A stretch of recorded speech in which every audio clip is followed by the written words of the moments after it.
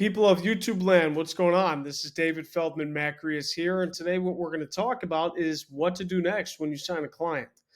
A lot of companies I know have very strict onboarding processes and handoffs, and all these big corporations have all these different people involved. And honestly, if I got to deal with one other person, a link in the chain that really doesn't know any of the answers to what I'm talking about, like I don't want to work with any other companies like that. How can we make onboarding way more effective and efficient than it needs to be? What do you need to do?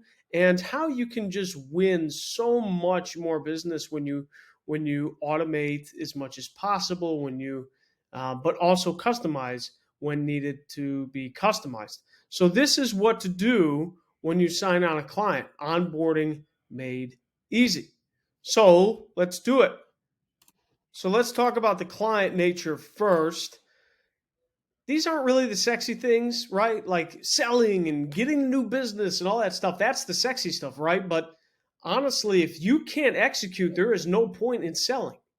And you want to have a good service, a good reputation, because guess what? Referrals are the best source of business possible. So with this, let's talk about it. First thing we're going to talk about is the client side of things, because you are the bridge in between the client and either the team. If you're a very small operation, you're fulfilling everything yourself. But as you expand, grow, and get bigger, you're going to need help, right? So you need to be that bridge between the client and between the internal fulfillment team.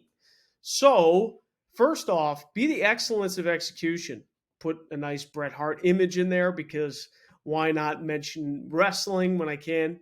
So you want to execute. You want to execute, and you want to do it excellently. If you can do that, then especially when you onboard easier, better, faster than all of your competition, then it's even better, right? Like strict onboarding process where it's going to take 3 weeks, and you're going to meet someone named Karen, and she's going to handle all your stuff. Like that stuff sucks.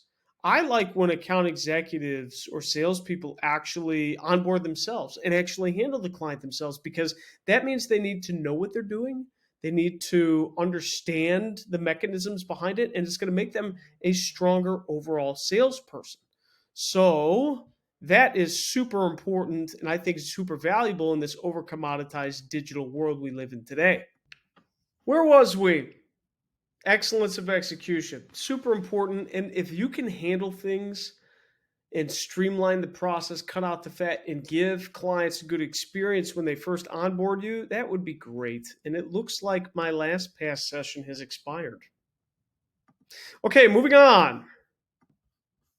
More client stuff. This is actually a wrong bullet point. Let's put it out here. You want to set the next meeting. Like, I think that's super important. Set the next meeting. Hey, we're going to meet then.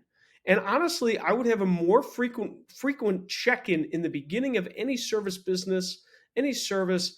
You want to check in more frequently to do the good job, because the most amount of trials, tribulations, effort is getting the momentum going in any service. So when you're launching the service, like get it going and do it right, and make sure your actual value and perceived value is at the top that it possibly can be. That is key. When you do that, that is the best possible way you can do it. You show good value in every single way that you possibly can. And it's just, I don't think it's done that often now. Like the service, oh my goodness. I'm a little off put about services today in just customer support, because like, if you could make a company so big and so good and so valuable that it doesn't even need to offer support, that would be Google. I mean, that's Google essentially, but would you? I don't think that's right. You're just hurting a lot of businesses that are paying you money, and they're not getting what they expect from you. You need some sort of adequate service rather than robots trying to answer all these questions. I just think that part's really tough. I feel like that could be done better. And that's part of the reason why I wanted to make this video, because even though it's just like simple onboarding, these are generic principles that can be used for any service-based business and really any clientele, for that matter. So another one, you want to map out expectations, roll out services, spend.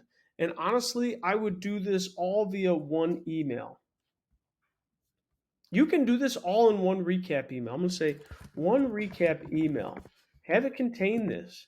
Have it contain, why is this bullet point all the way over here? Have it contain the next meeting information. Have it contain out the expectations, anything you went over on the pitch, any adjustments you made from the conversation, all the notes. Include notes from the meeting, include all personnel that were in the meeting, make sure everyone feels united so that they understand, oh, this is what's done, this is what we can do, blah, blah, blah, blah. That's what you want to do when you sign up a client. And honestly, you want to do it right away.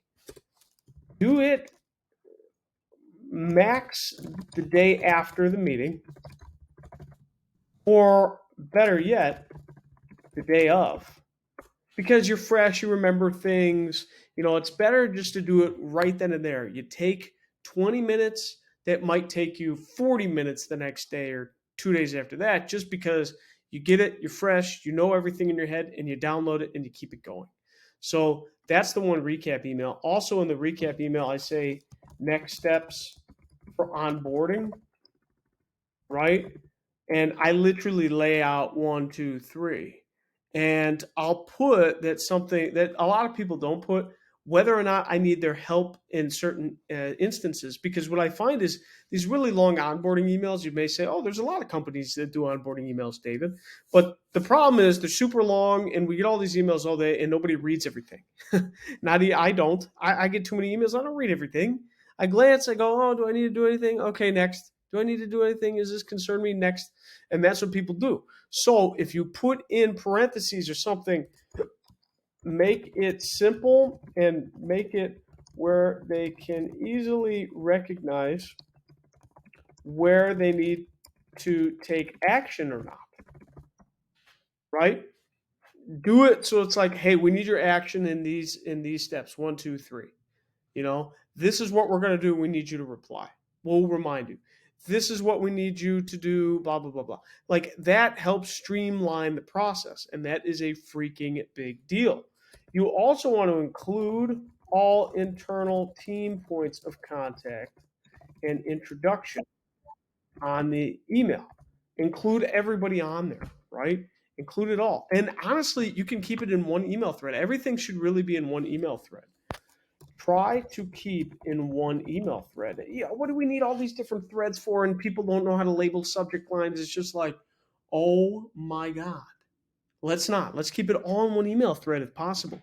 The least amount of communication, the least amount of different communication threads, the better, right? That's just 101.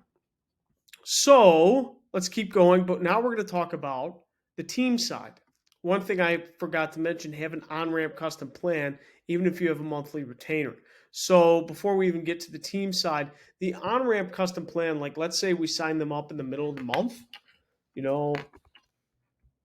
applicable when you sign up a client in the middle of the month. Let's say you sign them up for a bunch of different services, website management and Google Ads and Facebook or whatever. And let's say they have specific needs. So one instance that I had in the last 2 weeks was we signed up a client with all these different services and we were going to start a lot of them in June. It's currently May 24th. However, they were really struggling to get a specific type of lead. So what we did is we took the normal monthly budget, because it's a monthly retainer for our services, and we shifted it towards a medium, Google, even though Google and I don't get along right now.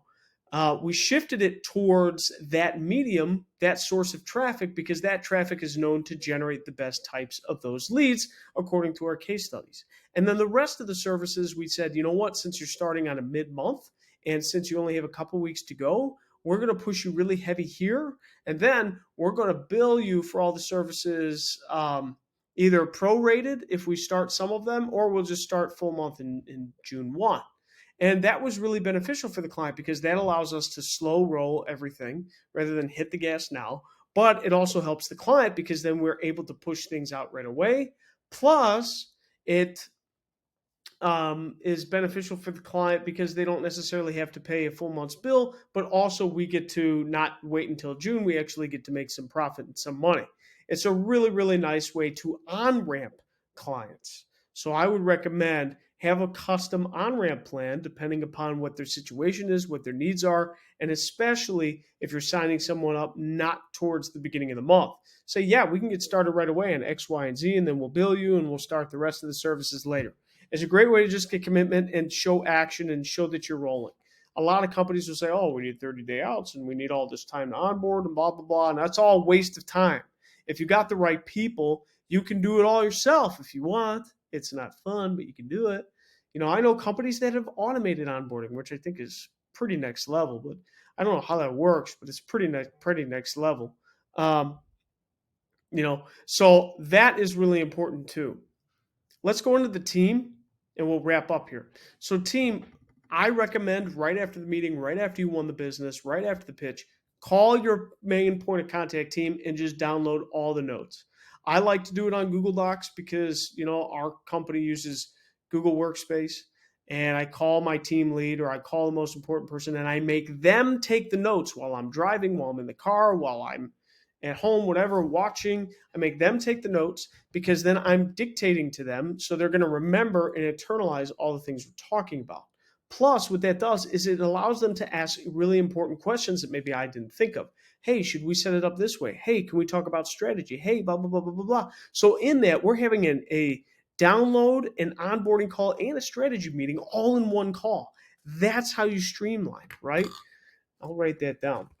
Onboarding, strategy, onboarding call, strategy call, and the recap call all in one meeting. Like, if we can save on a meeting, let's save on a freaking meeting. Seriously. Like these are opportunities where you can cut the fat everywhere, right? And just be so much quicker than everybody else. So that's really important. Also, if there are other team members involved besides your main point of contact team, let them know and let them know quickly. You can send if a lot of companies use Slack, whatever instant messenger software that you use, say, hey guys, this is what's happening. This is when we're going to start. Heads up here, heads up here, heads up here. Get ready. So they're like, oh, okay, that's going to happen. That really helps. What does that take? A minute? And literally that can save you hours and hours on time long term. Let everybody know immediately, quickly, and all this stuff. And then they'll be ready. They'll be like fast track to like, okay. And everything, when you're in a service-based industry, everything's about time. Everything's about time normally, but everything's about time labor-wise. That's your business currency. We're not selling products here. We're selling services. We're selling time. So anywhere you can save time, you're effectively saving money. And finally, make it easy and think streamlined, right? You want to execute, but you want to execute quickly and you want to do the right things. So focus on the right things, and those types of things will move forward and rock and roll from there. So make it easy, think streamlined, and that principle of how can I make this better, how can I make this more efficient, may not give you the absolute best way to go about things tomorrow or even today, but as you keep doing repetitive things, your mind's going to continuously improve, and you're going to continuously to see, okay, where can we chop here, where can we chop here, how can we consolidate, so on and so forth. Hope that helps you guys. That's what to do when you sign on your client. Congratulations. You signed on a client. Now let's execute, and let's execute efficiently, effectively, save the most amount of time, make the most amount of money possible, and keep growing. Thank you so much. Give me a like if you like this comment, please. I would love it. And if you don't like this comment, well, oh well. See you later, guys.